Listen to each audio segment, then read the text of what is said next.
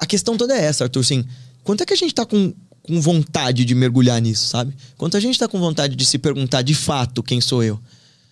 E é por isso também que a gente medita tanto sobre a morte, sabe? Uma hora ela vai chegar pra todos nós, essa é a realidade de todos nós.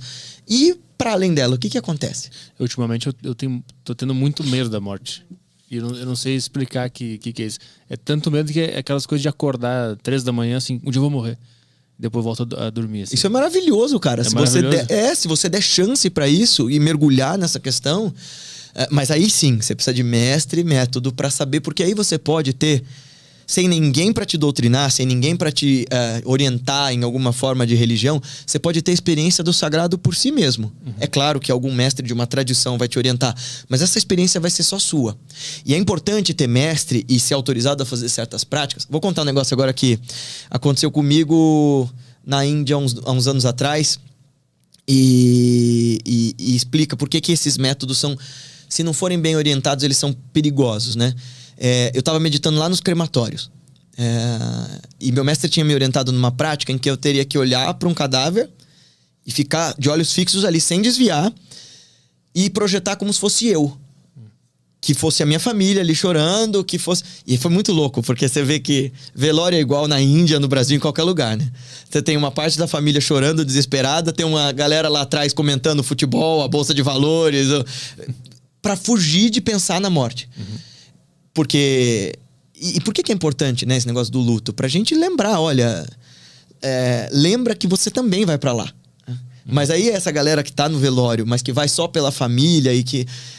eles não querem olhar pra aquilo. Porque eu vou perder quem eu amo e eu vou morrer eventualmente.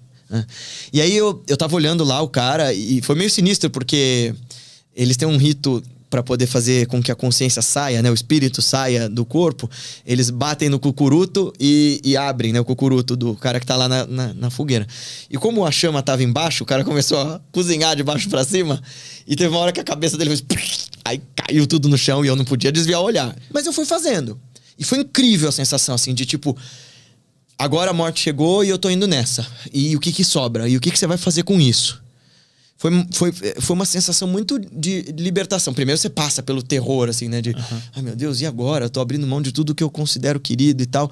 Mas depois veio uma sensação de... Tá bem, se isso é inevitável, deixa eu encarar isso com a maior dignidade e heroísmo que eu puder. Uhum. Daí, tinha um menino argentino lá, que eu fiz amizade. E eu tava lá muitos dias, estudando e praticando horas a fio. Eu ficava 6 horas ali nos Ghats, que são aquelas escadarias na beira do Rio Ganges. E eu ficava meditando esse tempo lá.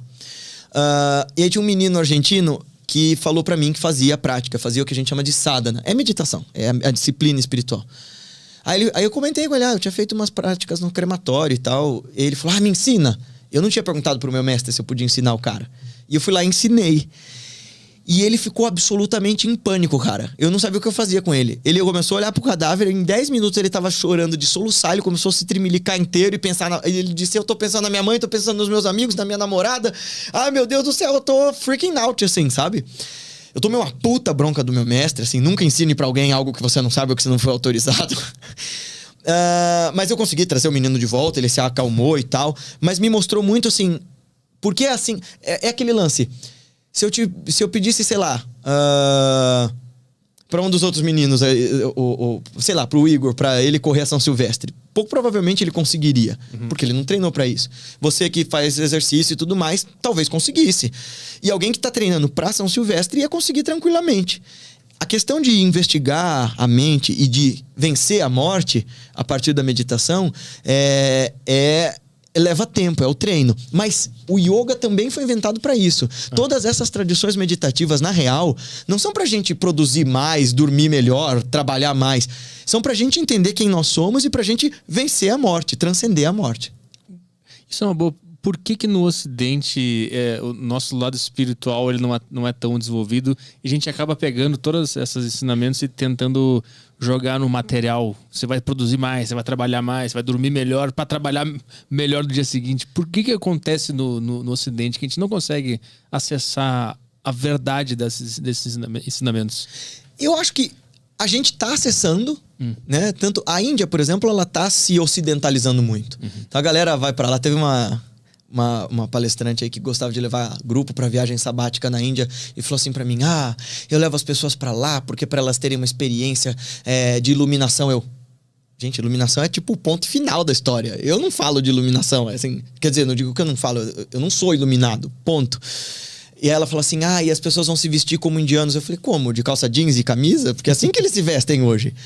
Então, boa parte desses conhecimentos estão vindo para nós. Eu acho que a gente está usando das lentes deles porque a gente recusou durante uma boa parte da nossa história, filosófica mesmo, a partir do momento do Renascimento, a gente recusou a nossa própria tradição espiritual. Se você pega mestres, por exemplo, como o mestre Eckhart, não o Eckhart Tolle, o Eckhart, que é um mestre alemão da Idade Média, ou Santa Teresa d'Ávila, São João da Cruz, os textos deles, ou mesmo o Ibn Arabi, de quem eu te falei, ele é muçulmano, mas ele nasceu na Espanha, ele nasceu na Andaluzia. Todos eles eram mestres meditadores que falavam da consciência de um jeito muito parecido com o que os mestres falam.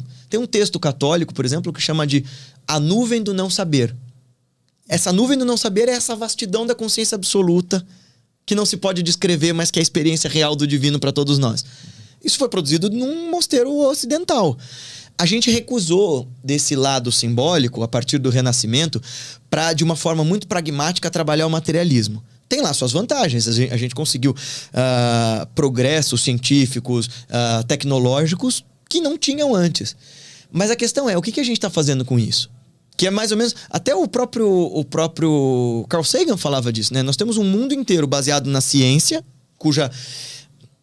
A mecânica, a farmacopeia, a alimentação, tudo depende de ciência. Mas a gente não fala de ciência. A gente não é consciente sobre de onde vêm esses recursos que a gente utiliza. Então, a gente criou uma sociedade de consumo, uma sociedade esvaziada. Uhum. Eu acredito que a gente está vendo o valor dessas tradições espirituais antigas, mas que se você olhar, por exemplo, a letra dos ensinamentos de Jesus, sem todo esse fundamentalismo e essa tentativa de controlar as massas através do que ele disse... Porque ele nunca propôs isso. O cara propõe um caminho de liberdade, um caminho de autoconsciência. Olha só como ele não estava pregando sobre um pós-morte ou sobre esse medo e essa esperança. Quando perguntavam para ele: mestre, onde está esse reino dos céus que o senhor fala? Aí ele dizia: não é possível dizer que o reino dos céus esteja aqui, ali ou acolá. Eis que o reino dos céus está dentro de vós. Quer dizer, olha para dentro, cara, você vai achar isso daí aí. Uhum. Mas a gente, nesse desespero por sanar essa angústia de porque a gente não sabe quem nós somos, de onde nós viemos, ou, meu Deus do céu, o que acontece quando eu morro? Será que é tela preta? Será que tem paraíso, inferno? Será que a gente reencarna? Porque a gente não quer se perguntar com rigor essas coisas, a gente tenta preencher com coisas. Uhum. Com um novo carro, nova namorada, novo marido, nova... E a gente vai se sufocando nesses estímulos. Uhum. Mas eu acredito que o Ocidente está tentando importar isso do Oriente de alguma forma.